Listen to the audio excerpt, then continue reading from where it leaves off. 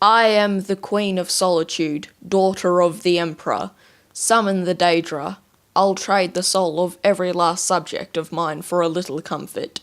Queen Potema, 3rd Era 97.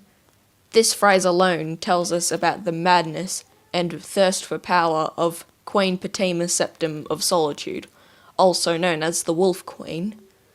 But there are many questions about her. Why did she turn out this way? How did she attempt to grab the power she desired so much? But most importantly, what happened to her? Those are the questions we answer in today's video. We'll start off with the most likely source of her madness, which is believed to have happened long before she was born. In 3rd Era 63, Prince Plagius Septim II, who would later become Emperor Plagius Septim II, as well as Potema's father, and his fiancée, Quintilla, slew a possessed werewolf that was terrorizing Solitude, which was a city-state at the time. After defeating the werewolf, its soul was captured in a soul gem, which Plagius converted into a ring to marry Quintilla.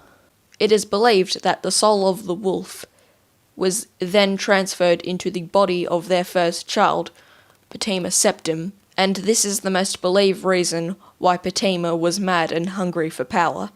When Potema was 14, her father arranged for her to be married to the elderly King Mantiarco of Solitude, who had a previous wife who died giving birth to their son, and a year later, Plagius had become emperor when his father, Uriel II, had died. When Potema was 30 years old, she had given birth to her first son, who she named Uriel, in honor of her grandfather. Potema managed to make Mantiarco believe that his first son was not legitimate, but instead was conceived during an affair, and because of this, Mantiarco proclaimed Uriel to be his heir. 2 years later, Pelagius died, and Potema's brother, Antiochus, was to become emperor. Potema attempted to blackmail Antiochus for the imperial throne, and to do so forged a letter that claimed him to be an illegitimate child. However, Antiochus was not convinced, and therefore he ignored Potema and succeeded his father as emperor. Later that same year, Mantiarco died, and Uriel officially ascended to the throne of Solitude. However, it was Potema that truly ruled Solitude, considering how Uriel was still a toddler at the time. While being the de facto ruler of Solitude, Potema allied with a lot of nobles so that she would one day have the army to illustrate a coup against the imperial throne and become Empress. In the year 112, Antiochus died, and his daughter, Kintra II, was to become Empress Kintra II. However, Potema challenged her right to rule, once again claiming that she was an illegitimate child, and brought this claim to the Elder Council. However, the council was not convinced, and she was sent back home while Kintra ascended to the imperial throne. However, by this time, Potema had a large enough army, and when she returned to Solitude, she began to assemble her troops for war. This would become the War of the Red Diamond.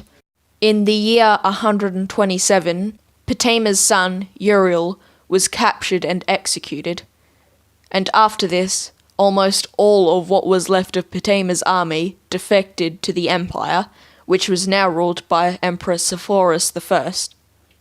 Potema continued to fight for another decade, but considering how she could no longer use human soldiers because they had all either died or defected, she used necromancy and sacrifice of her own subjects to summon a Daedra and undead army to fight for her.